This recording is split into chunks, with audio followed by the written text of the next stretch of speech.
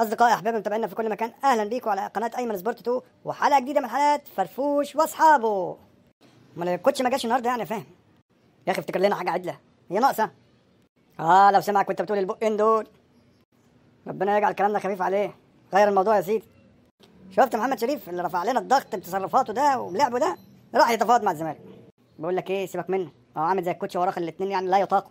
ما احنا مستحملينه ومستحملين العك اللي بيعمله في الملعب، يجيب لي جون ويضيع 10 واخرة المتمة. بس هو لغايه دلوقتي الله اعلم يعني لسه ما مضاش. هتفرق مضى او ما مضاش، الاتنين محصلين بعض. يلا طالما الزمالك جري وراه الف هنا وشفا. يلا هم حرين وهم بيعرفوا ينقوا. على رايك مش ده اللي نزل عليه.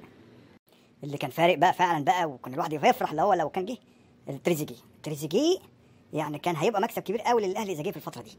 هيأدي اداء رائع، بس يعني هو جابها بصراحه على بلاطه كده وقال لهم انا مش هيجي دلوقتي وبتاع، يعني من الاخر كده لما يقرب يبطل ياخد له موسم ولا اتنين في الاهلي. ما علينا، خلينا في دلوقتي وربنا يوفقه وهو انسان محترم وانسان جميل يعني. بس في كلام بقى ايه مش عارف بقى يزعل ولا يفرح. بيقول ان هم هيجيبوا امام عاشور. اني اعترض، انا ليا بعض التحفظات على الموضوع امام عاشور انه يجي الاهلي ده. اول حاجه خبط في الاهلي كتير، تاني حاجه سعره عالي ما يستاهلش المبلغ الكبير 2 3 مليون دولار، تالت حاجه يعني احنا نسعى ان احنا ندور على واحد في وسط الملعب اقوى منه يفيدنا اكتر.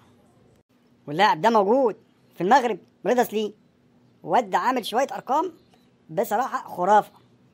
بالظبط كده، رضا سليم او وليد الكارتي بتاع بيراميدز. بس انا ارشح او ارجح رضا سليم ده لو دفعت 2 3 مليون دولار يستحق.